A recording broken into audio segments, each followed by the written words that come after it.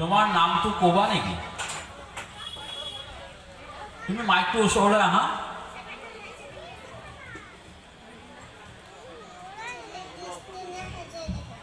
ধন্যবাদ, বৰ ধুনীয়া নাম দেই। তুমি স্কুল গৈছা নে? গৈছা? কোন ক্লাছত?